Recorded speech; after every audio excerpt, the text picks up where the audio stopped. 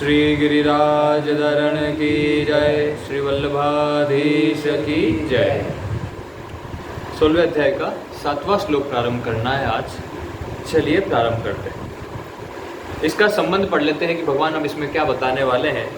भगवान से विमुख मनुष्य में आसुरी संपत्ति किस क्रम से आती है उसका आगे के श्लोक में वर्णन करते हैं। अब पहले देवी संपत्ति के बारे में बात करी, अब आसुरी संपत्ति व्यक्ति में कैसे आती है उसके बारे में बात करते हैं। आसुरी शक्ति है संपत्ति, हाँ शक्ति कह लीजिए कि प्रवृत्ति व्यक्ति के प्रवृत्ति।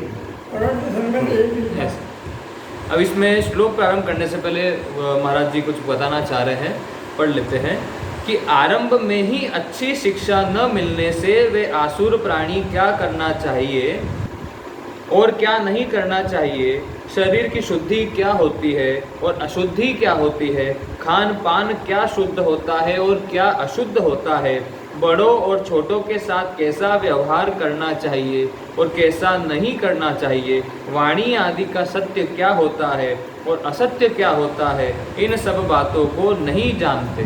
अर्थात अच्छी शिक्षा के अभाव में वे प्रवृत्ति और निवृत्ति को, सोच को, सदाचार को और सत्य को नहीं जानते। शिक्षा देंगे तब तो जानेगा बच्चा, तो तभी बड़ा होकर उसको अपने अंदर उसके आचरण में वो बातें आएंगी। अगर नहीं सीखा तब तो कैसे आ पाएगा। इस कारण से वे सत्य तत्व परमात्मा से विमुख हो जाते हैं। अब जिसने कभी भगवान शब्द ही नहीं सुना, जिसने कभी नाम जप शब्द ही नहीं सुना, तो वो कैसे उस अध्यात्म के मार्ग पर आगे बढ़ पाए। ये तो फिर उसका कोई प्रारब्ध हो और उसे उस तरफ खींचा लेकर चला जाए तो अलग बात है। क्योंकि जैसे महर्षि वाल्मीकि जी हुए, तो अपने पहले के समय में तो एक तरह से एक डाकू थे, मरा मरा जपते जपते राम, पर डाकू तो बहुत सारे थे ना, पर उनमें से वाल्मीकि तो एक ही बने। सब नहीं बन पाए। जिनको सत्संग हुआ तो उनका, जिनको सत्संग हुआ तो अब मतलब उनके प्रारब्ध में सत्संग लिखा था। हाँ। वरना सत्संग तो बाकी डाकुओं को भी हो सकता था, या फिर हो सकता है कि क्योंकि दर्शन संतों के तो सबको होते हैं, पर उन संतों का सानिध्य में कोई व्यक्ति रहे। दूसरा, ये बात भी मान ले कि मैं मरा मरा बोलूं, हो सकता है किसी और डाकू को भी बोला पर वो कह दे मुझे तो ये काम करना ही नहीं है, कहीं ना ऐसा। पर मरा मरा बोलने के लिए भी वो तैयार हो गए, और मरा मरा का इतने ध्यान से जप किया कि राम निकल गया, और राम राम जपते जपते सिद्ध हो गए। छोटी बात नहीं है। वरना एक बात बता दूं, नाम जप तो हम सब भी करते हैं। वो कहते हैं कि उस विषय में निर्मल थे अपराध के अलावा, और मतलब सीधी सी बात है, नाम जप तो हम सब भी करते हैं, पर आज रामायण जैसा कुछ ग्रंथ लिखने की सामर्थ्य हम लोगों की नहीं। तो आप खुद सोच सकते हैं कि राम राम लिख कर, मतलब राम राम राम जप के उन्होंने कैसे मतलब जो है सिद्ध हो गए कि रामायण जैसा ग्रंथ लिख दिया। छोटी बात नहीं, वो भी एक ऐसे अपने भूतकाल में एक ऐसे व्यक्ति होने के बावजूद, मतलब घोर तमोगुणी होने के बावजूद, ये कहीं ना कहीं व्यक्ति का प्रारब्ध होता है। वरना संतों का सानिध्य तो, संत तो दूसरों को भी दर्शन दे देते हैं। सानिध्य का असर पड़ता है, खास बात ये नहीं पड़ता है, पर कहीं ना कहीं कर्म और प्रारब्ध दोनों, कर्म भी जरूरी है, प्रारब्ध भी जरूरी है। दोनों कर्म और प्रारब्ध दोनों जरूरी है। बस बात ये हो रही थी कि और भी तो डाकू थे, पर जो है सिद्ध सिपुर से वही वो कहीं ना कहीं वो उनके लिखी हुई थी ऐसे। बाकी अगर देखा जाए तो अगर किसी व्यक्ति को ऐसी शिक्षा, धर्म की शिक्षा अगर नहीं मिली है, तो धर्म के मार्ग पर चलना उसके लिए बड़ा कठिन हो जाएगा ऐसा। फिर वो उसके प्रारब्ध में ही लिखा है, तभी वो कोई मुड़कर वापस धर्म की तरफ आ जाए और शिक्षा ग्रहण कर ले तो अलग बात है, वरना नहीं कर पाए। ये नारद जी ज्ञानी होते तो नहीं माया में फंस गए थे, नहीं फंस गए हिमाचल राजा के वहाँ। हाँ हो गया ना, हरि का रूप लिया वही वाला। शादी करवाने तैयार हुई कि भगवान ने करवा दी थी बात। सही बात, क्योंकि संगत ऐसी होती है कि क्लाइमेट सच हुई है, अहंकार वही कि तो मैं काम में नहीं थी, तो बात है। हाँ वही बात अंतर भी लागू योग कहने के चाहे फिर आगे। तो इस कारण वे सत्य से, परमात्मा से विमुख हो जाते हैं, क्योंकि शिक्षा ही नहीं मिली आरंभ से। परमात्मा से विमुख होने से वे न ईश्वर, धर्म आदि को मानते हैं और न उनकी मर्यादा को ही मानते हैं, वे स्त्री पुरुष के संग से ही संसार की उत्पत्ति मानते हैं। इस प्रकार नास्तिक दृष्टि का आश्रय लेकर वे दूसरों को दुख देते हैं और अपना महान पतन कर लेते हैं। इस प्रकार से अब हम शुरू करते हैं 7वें श्लोक को। प्रवृत्तिम च निवृत्तिम च जना न विदुसुरा न शोचम नापि चाचारो न सत्यम तेषु विद्यते। व्याख्या। प्रवृत्तिम च निवृत्तिम च जना न विदुरासुरा। आजकल के उच्छृंखल वातावरण, खान पान, शिक्षा आदि के प्रभाव से प्रायः मनुष्य प्रवृत्ति और निवृत्ति को अर्थात किसमें प्रवृत्त होना चाहिए और किससे निवृत्त होना चाहिए इसको नहीं जानते और जानना चाहते भी नहीं। अरे क्या सोच है, क्या शुद्धि है, अशुद्धि क्या होती है, धर्म क्या होता है, अधर्म क्या होता है, सत्य क्या है, असत्य क्या है, आत्मा क्या है, परमात्मा क्या है, कौन जानना चाहता है? व्यक्ति जानता नहीं और व्यक्ति जानना चाहता भी नहीं। आज मैं कहूँ कोई कुटिया पर आकर हमारे साथ बैठी है, कोई आएगा ही नहीं। व्यक्ति जानना ही नहीं चाहता, व्यक्ति अपना कल्याण नहीं चाहता। आप उस बता दीजिए, नहीं चाहता, क्योंकि उसको कल्याण क्या होता है यही नहीं पता। कल्याण क्या होता है यही नहीं पता, तो कल्याण चाहेगा तो ये लग रहा सब उनको यही कल्याण लगता ये है। जिंदगी है जो अच्छी है, बस उसी में जी रहे हो। वो अर्थ को प्रधानता दे, बस अर्थ अर्थ को को शरीर को उसने मान लिया। ऐसा वो अर्थ को प्रधानता दे रहे हैं। बस इसलिए वही बात। आगे कोई इसको बताना चाहे तो उसकी मानते ही नहीं, प्रत्युत उसकी हंसी उड़ाते हैं, है ना, बोलते ही हैं। उसे मूर्ख समझते हैं और अभिमान के कारण अपने को बड़ा बुद्धिमान समझते हैं। कुछ लोग प्रवृत्ति और निवृत्ति को जानते भी हैं, पर उन पर आसुरी संपदा का विशेष प्रभाव होने से उनकी विहित कार्यों में प्रवृत्ति और निषिद्ध कार्यों से निवृत्ति नहीं होती। इस कारण सबसे पहले आसुरी संपत्ति आती है, प्रवृत्ति और निवृत्ति न जानने से। सबसे पहले आसुरी संपत्ति कैसे आती है? प्रवृत्ति और निवृत्ति न जानने के कारण, कि भैया हमें किस में प्रवृत्त होना चाहिए और किससे निवृत्त होना चाहिए, यही नहीं पता। और ये नहीं पता होने के कारण सबसे पहले आसुरी संपत्ति हमारे अंदर इस कारण से आती है। आगे प्रवृत्ति इस काम में होना चाहिए, निवृत्ति उधर से होना चाहिए, तो वो होता ही नहीं। तो प्रवृत्ति और निवृत्ति कैसे जाना जाए, कैसे जाने? तो इसे गुरु के द्वारा, गुरु बता सकते हैं, ग्रंथ के द्वारा, ग्रंथ बता सकता है, विचार के द्वारा, अपने स्व विवेक के द्वारा। हम भी जानते हैं चोरी करना पाप है ना, ऐसे विचार के द्वारा जाना जा सकता है। इसके अलावा उस मनुष्य पर कोई आफत आ जाए, वह मुसीबत में फंस जाए, कोई विचित्र घटना घट जाए, तो विवेक शक्ति जागृत हो जाती है। जब व्यक्ति बड़ा दुख में होता है तो अपने आप भगवान की शरण में पहुंच जाता है, विवेक शक्ति भी जागृत हो सकती है। इस प्रकार किसी महापुरुष के दर्शन हो जाने से पूर्व संस्कार वश मनुष्य की वृत्ति बदल जाती है, अथवा जिन स्थानों पर बड़े बड़े प्रभावशाली संत हुए हैं उन स्थलों में, तीर्थों में जाने से भी विवेक शक्ति जागृत हो जाती है। इसलिए तो कहते हैं धाम में जाना चाहिए, धाम के दर्शन करने चाहिए, तीर्थ स्थलों के दर्शन करने चाहिए। तीर्थ स्थल अलग होता है, धाम अलग होता है, इनमें अंतर है। तीर्थ स्थल किसे कहते हैं? जहाँ पर संत महात्माओं ने या फिर पहले के जो है ऋषियों ने, ब्रह्म ऋषियों ने तपस्या करी, वो उनकी तपोभूमि, ऐसे स्थल तीर्थ स्थल कहलाते हैं। धाम किसे कहते हैं? जहाँ स्वयं भगवान ने कोई ना कोई लीला करी हो। जैसे वृंदावन को धाम कहा जाता है, वृंदावन धाम, अयोध्या धाम। पर जैसे का अपना हैदराबाद हो, मतलब वो अभी संगम प्रयागराज एक तीर्थ स्थल, उसको धाम नहीं, उसको तीर्थ स्थान कहा जाता है, ऐसा है। पर जैसे वृंदावन धाम, जहाँ पर भगवान ने कोई अपनी लीलाएं करी है उन्हें धाम कहा जाता है। ये तो मथुरा भी नहीं आता। हाँ, मथुरा, वृंदावन, ये पूरा ब्रज भूमि जो है वो भगवान का, वो धाम में आता है, क्योंकि वहाँ पर भगवान ने अपनी लीला करी है, स्वयं भगवान वहाँ पर प्रकट होता है। रामेश्वरम भी, क्योंकि वहाँ पर भी भगवान पधारे, तो रामेश्वरम धाम। जैसे जगन्नाथपुरी धाम है, जहाँ जहाँ भगवान ने स्वयं कोई लीला करी है, जहाँ भगवान प्रकट होकर आए हैं, वो उसे धाम कहा जाता है। और जहाँ संत महात्माओं ने तपस्या करी है, जहाँ पर हमारी जो है पूजनीय नदियाँ बहती है, वो तीर्थ स्थल कहलाते हैं। जैसे गंगा, काशी, मतलब जो है गंगा हो गए, अपना हरिद्वार हो गया, इस प्रकार से। केदारनाथ, बद्रीनाथ, इनको भी धाम कहते हैं, भगवान प्रकट हुए वहाँ पर, तो उन्हें धाम कहा जाता है। ऐसे तो धाम अलग है और तीर्थ स्थल अलग है, दोनों का फल भी अलग अलग होता है। ऐसे आगे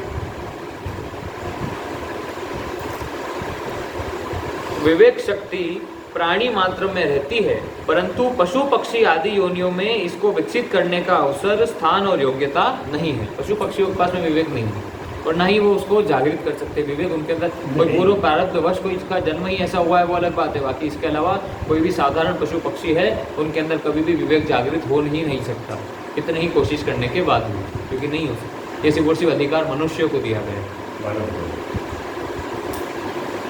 एवं मनुष्य में उसको विकसित करने का अवसर, स्थान और योग्यता भी है। पशु पक्षी आदि में वह विवेक शक्ति केवल अपने शरीर निर्वाह तक ही सीमित रहती है, पर मनुष्य उस विवेक शक्ति से अपना और अपने परिवार का तथा अन्य प्राणियों का भी पालन पोषण कर सकता है।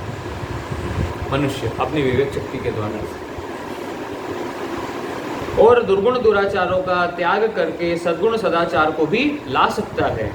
मनुष्य इसमें सर्वथा स्वतंत्र है, क्योंकि वह साधन योनि है। कर्म योनि है ना, मनुष्य योनि कर्म योनि, साधन योनि है।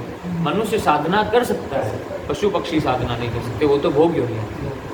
उनको तो भोग भोगना है, उनको जो भी मिला है ना, अब उनको अपना प्रारब्ध भोगना ही पड़ेगा। पर व्यक्ति अपना प्रारब्ध भी काट सकता है, उसका अपना भाग्य बदल सकता है भजन के द्वारा। प्रारब्ध जो भोगना है वो तो भोगेगा, और उसका जो क्रिया संचित होता है, संचित भस्म हो जाता है। संचित जो है, जो आगे प्रारब्ध और बनेगा वो भस्म हो सकता है। जो प्रारब्ध बन गया कि अब इसका ये होना है वो तो होगा, पर और जो संचित पहले के पड़े हुए हैं जिनसे आगे प्रारब्ध बनेगा वो भस्म हो जाएगा। अब आगे और कोई नया प्रारब्ध आपका बन नहीं पाता। व्यक्ति जब निष्काम हो जाता है और नया कर्म उससे हो नहीं रहा है तो नया कुछ प्रारब्ध रचना भी नहीं होनी, और जो प्रारब्ध रच गया वो उसी जीवन में उसको जो है भोग लेगा, और उसी वो उसका फिर अंतिम जीवन हो जाएगा, फिर वो भगवत प्राप्ति होगी। नया कुछ बनेगा ही नहीं ना, नया प्रारब्ध ही नहीं होगा तो नया जन्म ही नहीं होगा, बैलेंस ही नहीं है। आगे मनुष्य इसमें सर्वथा स्वतंत्र है, क्योंकि वह साधन योनि है, परंतु पशु पक्षी इसमें स्वतंत्र नहीं है, क्योंकि वह भोग योनि है। जब मनुष्यों की खाने पीने आदि में ही विशेष वृत्ति रहती है, तब उनमें कर्तव्य अकर्तव्य का होश नहीं रहता। ऐसे मनुष्यों में पशुओं की तरह देवीय संपत्ति छिपी हुई रहती है, सामने नहीं आती। ऐसे मनुष्यों के लिए भी भगवान ने जनाह पद दिया है, अर्थात वे भी मनुष्य कहलाने के लायक है, क्योंकि उनमें देवीय संपत्ति प्रकट हो जाती। विशेष बात, जनाह से लेकर नराधमान पद तक बीच में आए हुए श्लोकों में कहीं भी भगवान ने मनुष्यवाचक शब्द नहीं दिया है। इसका तात्पर्य यह है कि यद्यपि मनुष्य में आसुरी संपत्ति का त्याग करने की तथा देवीय संपत्ति को धारण करने की योग्यता है, तथापि जो मनुष्य होकर भी देवीय संपत्ति को धारण न करके आसुरी संपत्ति को बनाए रखता है, वे मनुष्य कहलाने के लायक ही नहीं। मनुष्य होते हुए भी आसुरी संपत्ति धारण किया हुआ है, फिर तो मनुष्य कहलाने के लायक ही नहीं।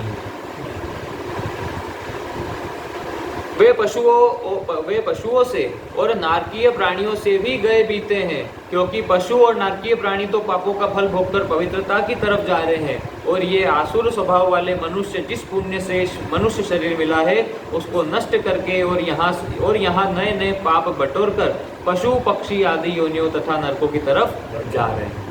ये नीचे जा रहे हैं, वो योनियां तो फिर भी ऊपर की तरफ, और उसमें से वो उनका फाइनल होता जा रहा है आगे।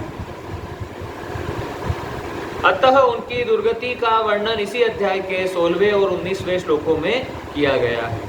भगवान ने आसुर मनुष्यों के जितने लक्षण बताए हैं उनमें उनको पशु आदि का विशेषण न देकर अशुभान नराधमान विशेषण दिए गए हैं। कारण यह कि पशु और आदि इतने पापी नहीं हैं और उनके दर्शन से पाप भी नहीं लगता, पर आसुर मनुष्यों में विशेष पाप होते हैं और उनके दर्शन से पाप लगता है, अपवित्रता आती है। इसी अध्याय के 22वें श्लोक में नरह पद देकर यह बताते हैं कि जो काम क्रोध लोभ रूप नरक के द्वारों से छूटकर अपने कल्याण का आचरण करता है वही मनुष्य कहलाने के लायक है। 5वें अध्याय के 23वें श्लोक में भी नरह पद से इसी बात को पुष्ट किया गया है। समय हो गया?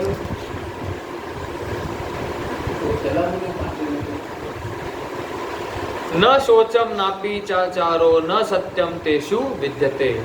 प्रवृत्ति और निवृत्ति को न जानने से उन आसुर स्वभाव वालों में शुद्धि अशुद्धि का ख्याल नहीं आता। उनको पता ही नहीं है ना, ज्ञान ही नहीं है, क्या प्रवृत्ति क्या निवृत्ति, क्या शुद्धि क्या अशुद्धि, क्या सत्य क्या असत्य, ज्ञान ही नहीं है।